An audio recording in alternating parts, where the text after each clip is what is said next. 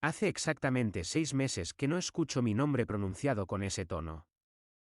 Ese tono específico que mezcla exigencia, lástima y una sutil decepción. Aquí, el único sonido que rompe la mañana es el crujido de la leña asentándose en la estufa y el viento golpeando contra los ventanales de la cabaña. Vivo en una zona rural, a 3 horas de la ciudad más cercana, en una casa de madera que compré hace años como una inversión y que ahora es mi único refugio. Mis rutinas son simples. Me levanto a las 5, no porque tenga que ir a la oficina, sino porque mi cuerpo ya no sabe dormir más. Preparo café, negro, fuerte, sin azúcar, y me siento en el porche a mirar cómo la niebla se levanta sobre los pinos. Después, paso la mañana cortando leña o arreglando cercas que no protegen nada importante, solo delimitan mi soledad. Es trabajo físico. Me duelen los hombros y tengo las manos llenas de callos y pequeños cortes que arden con el frío. Y, sin embargo, es el dolor más honesto que he sentido en toda mi vida. Aquí no hay facturas de tarjetas de crédito ajenas, no hay llamadas de emergencia un martes por la tarde porque alguien chocó el auto, no hay cenas donde tengo que sonreír mientras me insultan sutilmente entre plato y plato. A veces, cuando el silencio es absoluto, todavía siento el eco del caos en mi cabeza. Es como el zumbido después de un concierto ruidoso, pero emocional. Me descubro revisando mi teléfono por inercia, esperando ver la notificación de mi madre o el mensaje de texto mal escrito de mi hermano pidiendo un favor rápido. Pero la pantalla sigue negra. Cambié mi número el día que me fui. Nadie tiene mi dirección. Para el mundo, Tony González desapareció. Para mí, Tony González finalmente empezó a existir. Para entender cómo terminé aquí, solo, con 40 años y cortando leña en medio de la nada, hay que entender quiénes eran los González. O mejor dicho, quiénes creían ser. Crecí en una casa donde la apariencia era la moneda de cambio más valiosa. Mi padre era un hombre que siempre vivía por encima de sus posibilidades, un vendedor de seguros con delirios de grandeza que nos enseñó que el éxito no era tener dinero en el banco, sino tener el auto más brillante de la cuadra, aunque no tuvieras para la gasolina. Mi madre era su cómplice perfecta, una mujer obsesionada con el estatus social, con el «qué dirán», y con mantener una imagen de familia perfecta que se desmoronaba apenas cerrábamos la puerta de entrada. Y luego estaba Esteban. Mi hermano mayor. Esteban era el sol alrededor del cual orbitaba mi familia.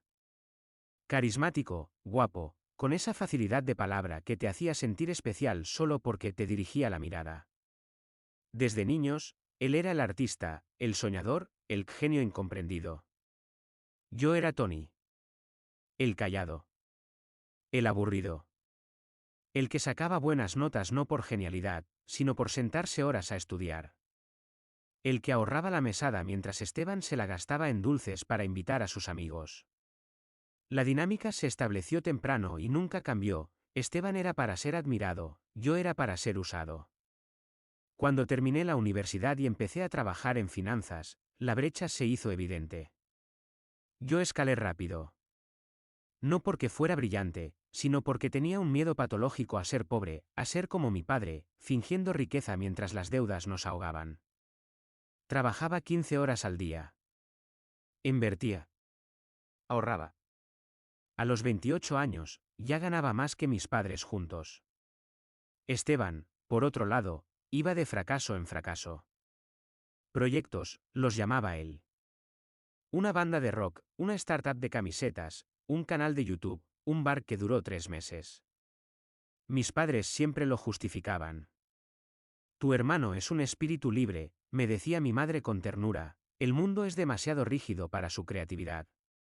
Al principio, yo ayudaba porque quería. Era mi familia. Me sentía bien siendo el proveedor, el que podía solucionar los problemas. Pagué la cirugía de cadera de mi padre. Pagué las deudas de las tarjetas de crédito de mi madre para que no perdieran su estatus en el club social. Y, por supuesto, empecé a financiar a Esteban. Tony, hermanito, necesito 5.000 para el equipo de sonido, me decía. Pasándome el brazo por los hombros. En cuanto despeguemos, te devuelvo el doble. Lo juro. Nunca devolvía nada. Y yo nunca cobraba. Con los años, la gratitud se transformó en expectativa, y la expectativa en exigencia. Ya no había gracias. Había caras largas si el dinero no llegaba a tiempo. Recuerdo una tarde, hace unos 3 años. Yo estaba en mi oficina, con una migraña terrible, revisando unos balances complicados. Mi teléfono sonó. Era mi madre. Tony, ¿por qué rechazaron la tarjeta de tu hermano en la gasolinera? Su voz no era de preocupación, era de reclamo. No lo sé, mamá. Quizás porque gastó el límite que le puse. Le di $2000 para el mes y estamos a día 10. Ay, por favor, Tony, suspiró ella, como si estuviera hablando con un niño caprichoso. Sabes que tuvo el cumpleaños de su novia.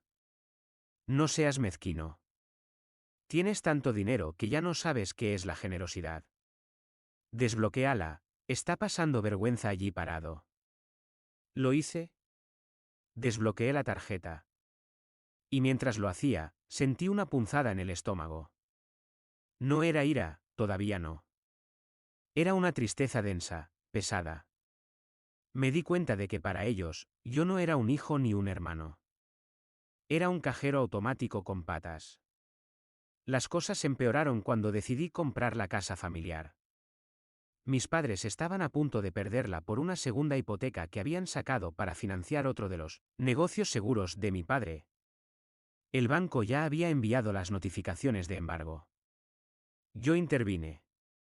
Compré la deuda, pagué la casa y la puse a mi nombre. Les dije que podían vivir allí gratis el resto de sus vidas, que yo me encargaría de los impuestos y los servicios. Solo les pedí una cosa, que no le dieran más dinero a Esteban de mis aportes. Eres un santo, hijo, dijo mi padre ese día, con lágrimas en los ojos. Duró poco. La casa se convirtió en el cuartel general de Esteban. Se mudó de nuevo a su antigua habitación con 35 años, trayendo consigo a su novia de turno y a 2 perros que destrozaban el jardín que yo pagaba para que mantuvieran. Yo vivía en mi propio apartamento en la ciudad, a media hora de distancia, pero cada visita a la casa de mis padres se sentía como entrar en territorio hostil. Notaba las miradas. El silencio que se hacía cuando yo entraba en la habitación. Empecé a notar que mis padres y Esteban tenían un lenguaje propio, chistes internos de los que yo no formaba parte. Y peor aún, sentía que esos chistes eran a mi costa. Ahí viene el señor Wall Street, decía Esteban riendo cuando llegaba los domingos para el almuerzo. ¿Cómo están las acciones? ¿Subieron lo suficiente para que nos invites un vino decente esta vez? Todos reían. Mis padres reían. Yo sonreía, tenso, y sacaba las botellas de vino caro que había traído, sabiendo que ni siquiera notarían la diferencia con uno barato. Me convencía a mí mismo de que era normal. Así son las familias, pensaba. Se pelean, se burlan, pero se quieren. Me aferraba a la idea de que mi éxito financiero era mi forma de cuidarlos, y que en el fondo, ellos lo valoraban. Qué estúpido fui. La ceguera emocional es mucho más potente que la física. Uno decide no ver lo que tiene delante porque la verdad implica destruir tu mundo. Pero el ambiente en esa casa se estaba volviendo tóxico. Empecé a tener insomnio. Mi presión arterial subió. Mi médico me dijo que necesitaba reducir el estrés, pero, ¿cómo reduces el estrés cuando tu familia es la fuente? Hubo pequeños incidentes, grietas en la fachada. Un día encontré un estado de cuenta de mi padre sobre la mesa.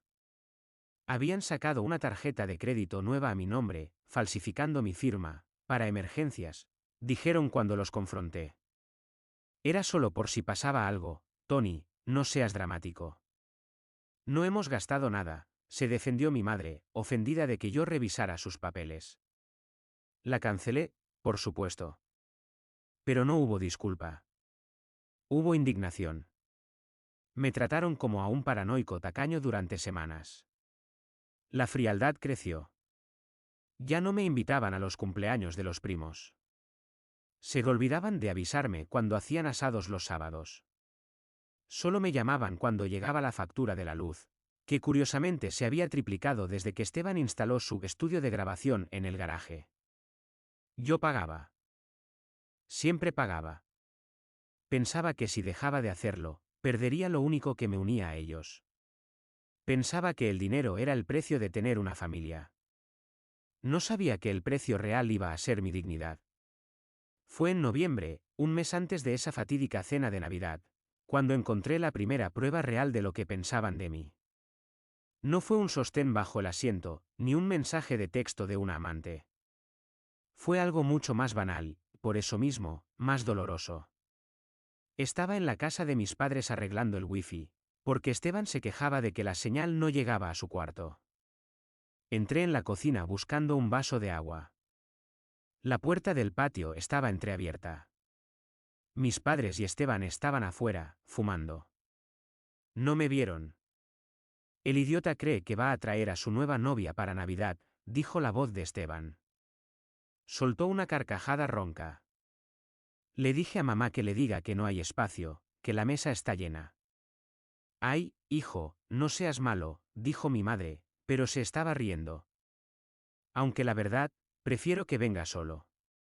Tony se pone muy pesado cuando quiere impresionar a alguien. Además, si trae a alguien, capaz gasta menos en los regalos para nosotros. Me quedé congelado, con el vaso en la mano. El agua temblaba dentro del cristal. No se preocupen, intervino mi padre, con esa voz de autoridad que usaba para decir estupideces. Tony no va a dejar de pagar nada.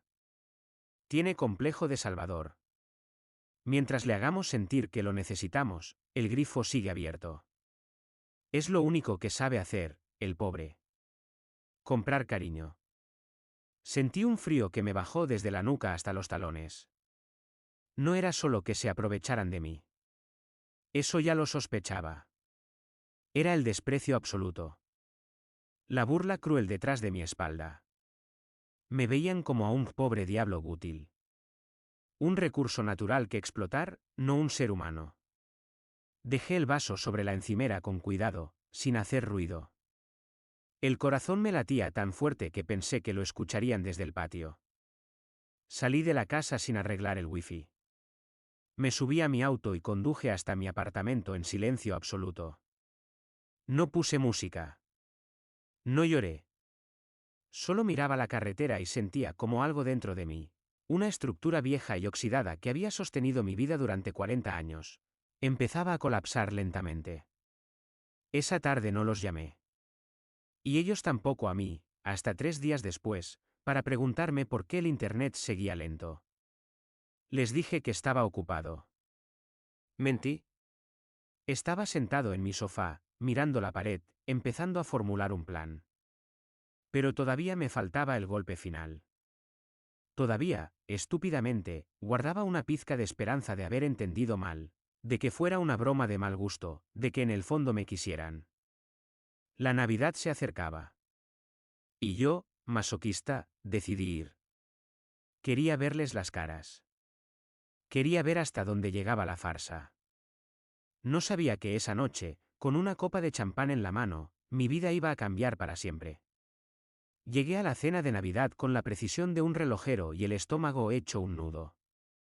Había aparcado 2 calles más abajo para caminar un poco y respirar el aire helado de diciembre. Necesitaba esa claridad mental. En el maletero de mi coche había dejado los regalos, un reloj caro para mi padre, un bolso de diseñador para mi madre, y para Esteban, un sobre con dinero, porque los regalos materiales le quitaban libertad de elección, según él. Al entrar en la casa, el calor me golpeó en la cara. Olía a cerdo asado, a canela y a perfume barato. La casa estaba decorada como una revista, con luces parpadeantes en cada rincón y un árbol inmenso que rozaba el techo. Todo eso, cada adorno, cada vatio de electricidad, lo había pagado yo. Pero cuando crucé el umbral, me sentí como un intruso que se cuela en una fiesta privada. Llegó el financiero, gritó Esteban desde el sofá. Tenía una copa de vino en la mano y ya se le notaba el brillo vidrioso en los ojos. No se levantó para saludarme. Mi madre salió de la cocina secándose las manos. Me dio 2 besos al aire, sin tocar mis mejillas. Llegas tarde, Tony. Casi empezamos sin ti. Tu hermano tiene hambre. Son las 8 en punto, mamá.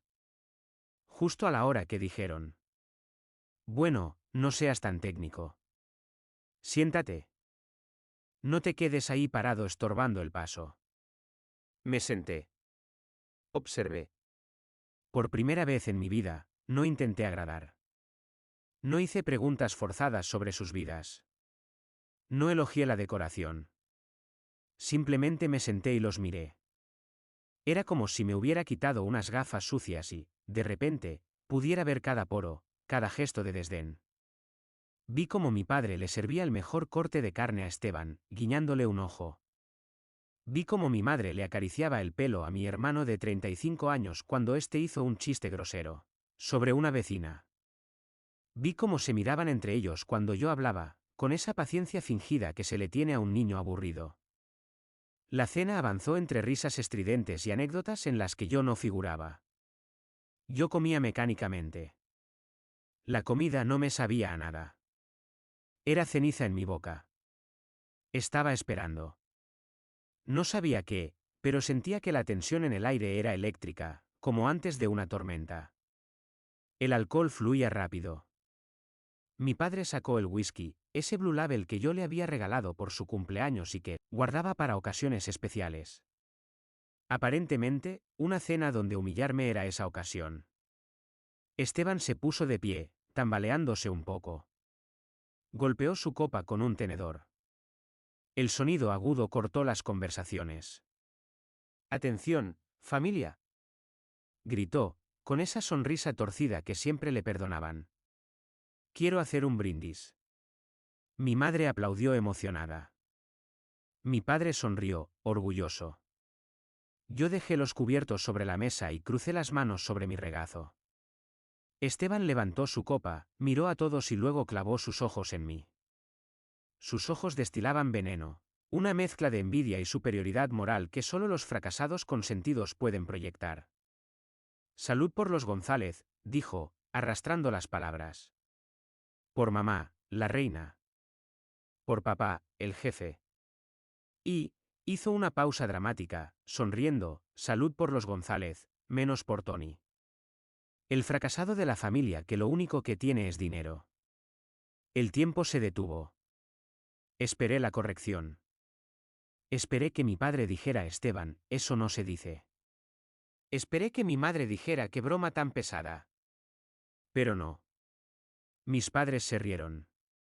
No fue una risita nerviosa. Fue una carcajada genuina. Mi padre asintió, levantando su vaso hacia Esteban en señal de aprobación.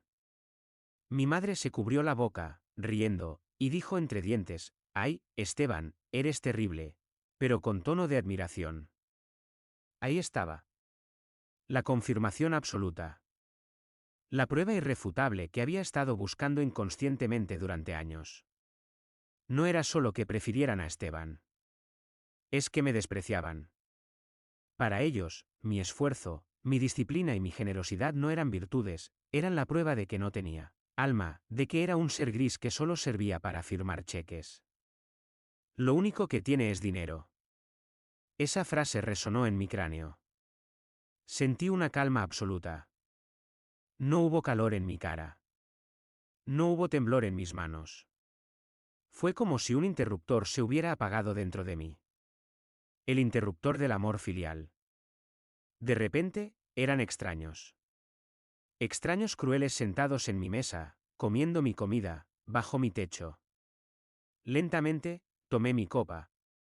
El cristal estaba frío. Me puse de pie. El silencio se hizo en la mesa, pero no era un silencio de respeto, sino de curiosidad burlona. Esperaban que me ofendiera, que llorara o que balbuceara alguna defensa patética que ellos pudieran destrozar luego. Miré a Esteban, luego a mi madre, y finalmente a mi padre. Levanté la copa. Mi voz salió tranquila, profunda, sin una sola vibración de duda. Por el fracasado que dejará de pagar sus cuentas. Bebí un sorbo. Los miré. Ellos rieron. Esteban soltó una carcajada sonora y me dio una palmada en el hombro al sentarse. «Buena esa, Tony». Al fin tienes sentido del humor, gritó mi padre. No sabía que podía ser sarcástico, añadió mi madre, limpiándose una lágrima de risa. Creyeron que era un chiste. Creyeron que estaba entrando en el juego. Su arrogancia era tan inmensa que ni siquiera contemplaban la posibilidad de que el grifo se cerrara. Para ellos, yo era una constante inamovible, un objeto que siempre estaría allí. No sabían que esa misma mañana, antes de venir, había programado un correo a mi abogado.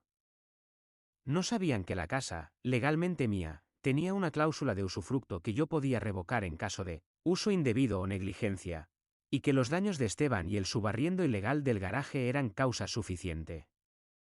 No sabían que había transferido todos mis fondos líquidos a cuentas que ellos no conocían. No sabían que, en pocos días, un oficial de justicia tocaría a esa puerta. Dejé la copa en la mesa, todavía medio llena. Me voy, dije. ¿Ya? Pero si ni siquiera hemos abierto los regalos, se quejó mi madre, mirando hacia donde yo debería haberlos dejado. No había traído nada dentro. Todo seguía en el maletero. Tengo cosas que hacer. Bueno, vete, aburrido. Más vino para nosotros, gritó Esteban. Caminé hacia la puerta. Mis pasos resonaban en la madera que yo había pagado. Abrí la puerta y el aire frío de la noche me golpeó. No miré atrás. No hubo despedidas. Solo el sonido de sus risas a mis espaldas, amortiguadas cuando cerré la puerta de roble macizo. Caminé hasta mi coche en la oscuridad. Me senté en el asiento del conductor y cerré los ojos. Esperaba llorar. Esperaba gritar y golpear el volante. Pero no pasó nada de eso. Lo que sentí fue una caída libre. Un vacío inmenso en el pecho, como si me hubieran arrancado los órganos vitales. Me miré las manos. Estaban quietas sobre mis rodillas. En ese momento, entendí que algo se había roto para siempre. No era una fractura que pudiera sanar con el tiempo. Era una amputación. Tony, el hijo, había muerto en esa mesa. Tony, el hermano, había dejado de existir. Lo que quedaba en ese coche era un cascarón vacío. Un hombre de 40 años sin familia, sin historia, sin raíces. Encendí el motor. El sonido fue suave, reconfortante. Manejé sin rumbo durante horas. Pasé por las calles iluminadas de la ciudad, llenas de gente celebrando, y me sentí como un fantasma. Llegué a mi apartamento de madrugada. Estaba vacío y silencioso. Me senté en el suelo de la sala, con el abrigo puesto. Miré a mi alrededor. Muebles caros, arte moderno, tecnología de punta. Todo lo que había acumulado para demostrarles que valía algo. Ahora, todo eso me parecía basura.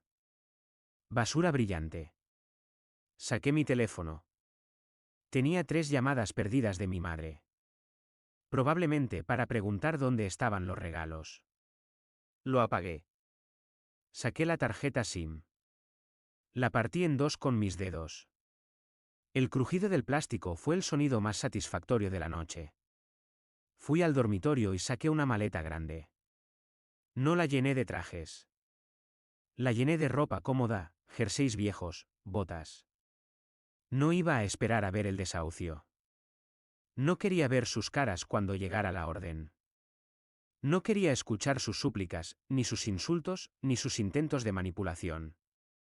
Sabía que vendrían. Sabía que tratarían de hacerme sentir culpable. Pero yo ya no estaba allí. Me fui a la cocina, me serví un vaso de agua y miré por la ventana hacia la ciudad dormida. Se acabó, dije en voz alta. Mi voz sonó extraña en la habitación vacía. Mañana no iría a la oficina. Había acumulado 6 meses de vacaciones y tenía ahorros suficientes para vivir 3 vidas. Había una cabaña en las montañas. Una propiedad que había adquirido en una subasta hacía años y que nunca había visitado. Estaba en ruinas, decían los papeles. Lejos. Aislada. Perfecta. Esa noche no dormí. Me quedé sentado esperando el amanecer, sintiendo como el frío de la soledad empezaba a calar mis huesos, pero también sintiendo, por primera vez, el peso ligero de la libertad. Una libertad aterradora, dolorosa, pero mía. La huida no fue como en las películas. No hubo música de fondo ni carretera hacia el atardecer con la ventanilla bajada. Fue un trámite burocrático y silencioso. A la mañana siguiente de la cena, fui al concesionario. Entregué las llaves de mi sedán deportivo, ese auto alemán que gritaba estatus, y que a mi madre le encantaba presumir ante las vecinas cuando la llevaba al supermercado. Lo cambié por una camioneta usada, una 4X4 robusta, con abolladuras en el parachoques y olor a tabaco viejo en la tapicería. Necesitaba algo que funcionara, no algo que brillara. Dejé mi apartamento tal cual. Pagué el alquiler por 3 meses más y le dije al conserje que no dejara pasar a nadie. A nadie. Luego, conduje hacia el norte. El viaje duró 6 horas. A medida que los edificios de cristal y hormigón quedaban atrás, reemplazados por bosques de pinos y carreteras secundarias mal pavimentadas, sentí una presión física en el pecho. Era el síndrome de abstinencia. No de drogas, sino de drama. Mi cuerpo estaba tan acostumbrado al cortisol, a la alerta constante de ¿qué querrán ahora?, que la calma me producía náuseas. Llegué a la cabaña al anochecer. Cabaña era un término generoso. Era una estructura de madera grisácea, devorada por la hiedra, con un porche que crujía peligrosamente y ventanas tan sucias que parecían paredes. No había calefacción central. No había señal de celular. Esa primera noche fue la más larga de mi vida. Hacía un frío que mordía. Intenté encender la chimenea, pero la leña estaba húmeda y el tiro estaba obstruido, así que la casa se llenó de humo. Terminé durmiendo en el suelo del salón, dentro de un saco de dormir térmico, tosiendo y mirando las vigas oscuras del techo. En el silencio absoluto de la montaña, mi mente se convirtió en mi peor enemiga. Empecé a calcular. Hoy es martes. El banco debe estar procesando la orden. Hoy es miércoles. Seguramente mamá está llamando a mi oficina. Hoy es viernes. El oficial de justicia debe estar aparcando frente a la casa. Me imaginaba las escenas con un detalle morboso. Veía a mi madre llorando, indignada, gritando que era un error. Veía a Esteban furioso, golpeando la pared, llamándome traidor. Veía a mi padre, pálido, dándose cuenta de que el fracasado tenía el control del interruptor. Sentí culpa. Una culpa corrosiva y vieja. La voz de mi madre resonaba en mi cabeza: la familia es lo primero, Tony. La sangre es la sangre. Tuve que morderme el labio hasta hacerme sangre para no encender el teléfono de repuesto que había traído. Quería llamar. Quería salvarlos. Quería oír sus voces, aunque fuera para que me insultaran. Es patético, lo sé. Pero cuando has sido un perro apaleado toda tu vida, la mano que te golpea es la única caricia que conoces. Para no volverme loco, me obligué a trabajar. El trabajo físico se convirtió en mi terapia y mi anestesia. Me levantaba con el sol. Limpié la casa como si estuviera exorcizando demonios. Saqué muebles podridos, froté suelos hasta que la madera vieja volvió a tener color. Reparé el techo bajo la lluvia helada. Aprendí a cortar leña. Al principio, era torpe. El hacha pesaba, mis golpes eran débiles y me llené las manos de ampollas que reventaban y volvían a salir. Pero había algo primitivo y satisfactorio en el sonido de la madera abriéndose. Crack. Un golpe por cada insulto. Crack. Un golpe por cada dólar robado. Crack. Un golpe por la risa en la cena de Navidad. Mis manos, que antes solo tocaban teclados y volantes de cuero, se volvieron ásperas, cortadas, manchadas de resina y tierra. Me dolía la espalda. Me dolían las piernas. Llegaba la noche tan exhausto que no tenía energía para pensar en ellos. Caía rendido y dormía sin soñar. Poco a poco, el silencio dejó de ser un enemigo y se convirtió en un compañero. Empecé a notar cosas que antes ignoraba. El olor del café recién hecho mezclándose con el aire frío de la mañana. El sonido del viento entre los árboles, que es muy diferente al ruido del tráfico, es un sonido que respira. Bajaba al pueblo una vez a la semana a por provisiones.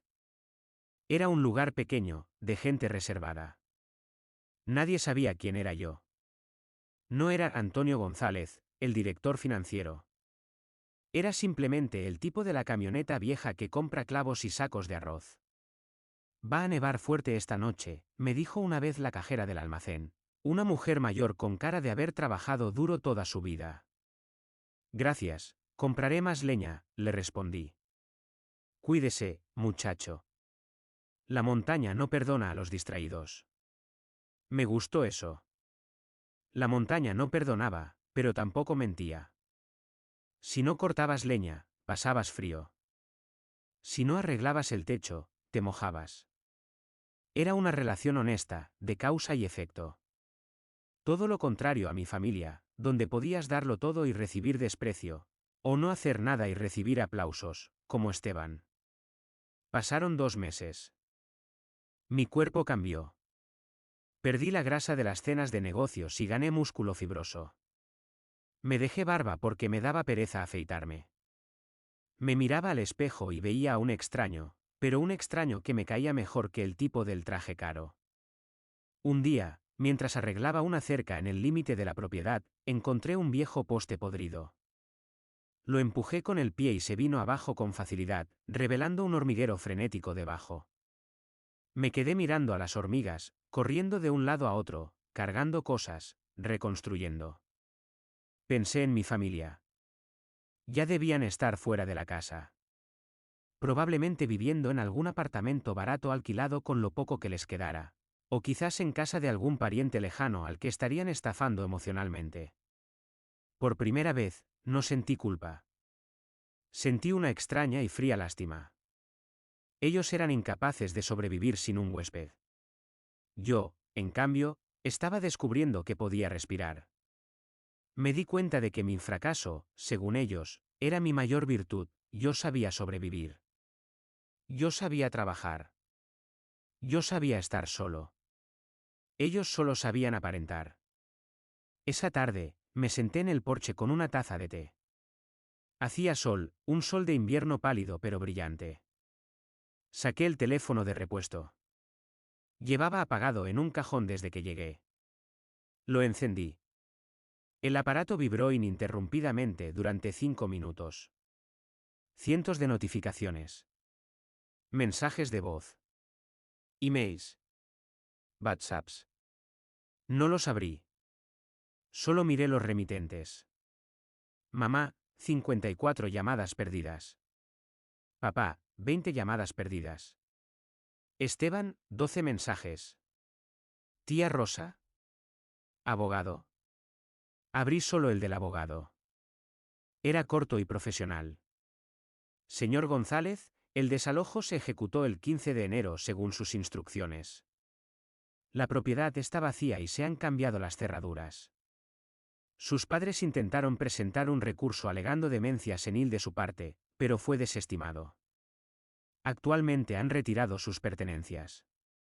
Quedo a la espera de instrucciones para la venta o alquiler del inmueble. Suspiré. El vaho salió de mi boca y se disipó en el aire.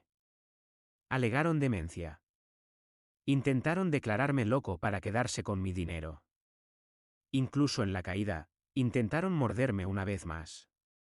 Ese dato final mató cualquier residuo de duda que me quedaba. No me querían. Nunca me habían querido. Yo era una inversión que había salido mal. Borré el mensaje. Luego, hice algo que debía hacer hacía años. Seleccioné todos los contactos de mi familia. Bloquear. Bloquear. Bloquear. El teléfono se quedó en silencio. Miré hacia el bosque. Un ciervo cruzó el camino de tierra, se detuvo, me miró con ojos oscuros y siguió su camino sin miedo. Yo también estaba perdiendo el miedo. Me levanté, entré en la cabaña y me preparé la cena. Un estofado simple con papas y carne. Comí despacio, saboreando cada bocado. La casa estaba caliente gracias a la leña que yo mismo había cortado. El techo no goteaba gracias a las tejas que yo mismo había puesto. Era mi casa. Era mi comida. Era mi vida. Pero la paz es traicionera. Justo cuando crees que has ganado la batalla, el pasado encuentra una forma de colarse por las grietas. Ocurrió una semana después, cuando bajé al pueblo a buscar una pieza para la camioneta. Estaba saliendo de la ferretería, con las manos sucias de grasa y mi gorra calada, cuando vi un coche conocido aparcado junto a la única cafetería del lugar. No era el coche de mis padres. Era un coche deportivo rojo, ostentoso, fuera de lugar en este pueblo de camionetas y tractores. Lo reconocí al instante. Era el coche del mejor amigo de Esteban, un tipo llamado Ricky que solía ir a las fiestas en mi casa a beber mi cerveza. Me quedé helado. ¿Me habían encontrado? ¿O era una casualidad cósmica imposible? Entonces vi la puerta de la cafetería abrirse. No salió Ricky. Salió ella. ¿Clare? La exnovia de Esteban. La única mujer que alguna vez había mirado a mi hermano con lástima en lugar de adoración. Y la única persona en ese círculo tóxico que alguna vez me había preguntado, ¿cómo estás? Esperando una respuesta real. Se detuvo en la acera, ajustándose la bufanda. Levantó la vista y nuestros ojos se encontraron a través de la calle polvorienta. Me vio. Me vio con mi ropa de trabajo. Mi barba de 3 meses y mis botas llenas de barro. Yo la vi a ella, un fantasma de mi vida anterior, parada allí como un presagio. Su expresión cambió de la sorpresa a algo indescifrable. Dio un paso hacia mí. Mi instinto fue huir. Subirme a la camioneta y acelerar hacia la montaña. Pero mis pies se clavaron en el suelo. El pasado había venido a tocar la puerta. Y esta vez, no traía risas, sino una verdad que yo aún no estaba listo para escuchar. Clara se acercó con cautela. La sorpresa inicial en su rostro se había asentado en una especie de pesada tristeza. Era un fantasma de la vida pasada, pero a diferencia de mi familia, ella no me miraba con desprecio, sino con la misma distancia dolorosa que yo sentía. Tony, murmuró. ¿Clare? Mi voz sonó como un raspón. No había calidez ni ira en el saludo. Era solo reconocimiento. Señalé la cafetería. ¿Quieres un café? Nos sentamos en un rincón. La cafetería olía a café tostado, pan fresco y humedad. El contraste entre la comodidad mundana del lugar y la naturaleza dramática de nuestra reunión era surrealista. Llevaba meses sin sentarme en un lugar público. Me sentía expuesto. No sabía que venías por aquí, dije, quitándome la gorra. Vengo por Ricky. Explicó ella con una expresión cansada. Su familia tiene una cabaña a unos kilómetros. Estuve aquí un par de días, necesito aire. Silencio. El tipo de silencio incómodo, cargado. ¿Cómo me encontraste? Pregunté. No era una acusación, solo curiosidad práctica. Esteban mencionó esta propiedad hace años, en una de sus borracheras. Dijo que era una inversión estúpida que tenías. Una basura de montaña. Cuando todo pasó, y nadie sabía dónde estabas, fui a ver el registro de propiedades. Respiró hondo. Fui la única que creyó que podías haberte ido de verdad. No pregunté qué había pasado con ellos. Sabía el titular. Pero ella necesitaba contarlo. Ha sido un infierno, dijo, sin que se lo preguntara. Cuando llegó el oficial, fue horrible. Pensaron que era un error. Tu madre llamó a 20 abogados, a tu oficina, a la policía. Gritó que era un abuso. Que tú no podías hacerle eso a tu propia sangre. Tomó un sorbo de su café, que ya se estaba enfriando. Esteban, le echó la culpa a todo el mundo. A ti, por ser mezquino. A mí, por no haberlo hecho sentir lo suficientemente motivado para conseguir un trabajo de verdad. Estaba como loco, rompiendo cosas. ¿Y dónde están ahora? Se quedaron en la casa de tu tía abuela Lidia por un tiempo. Ella no los soporta, pero es la única que tiene sitio. Viven en 2 habitaciones. Tu padre ya no tiene el coche. Tu madre tiene que cocinar. Esteban sigue con sus proyectos y el resentimiento es su único combustible. Me miró a los ojos, con una intensidad que no le había visto nunca. Tony, tu madre lloró de verdad por ti. Lloró porque perdió la casa. La corregí, sin emoción. No era un juicio, era un hecho. No por mí. Lloró porque tuvo que enfrentar la realidad que mi dinero siempre había tapado. Clara asintió lentamente. Ella sabía que yo tenía razón. Quiero que sepas algo, continuó, bajando la voz. Yo me fui de Esteban antes de Navidad.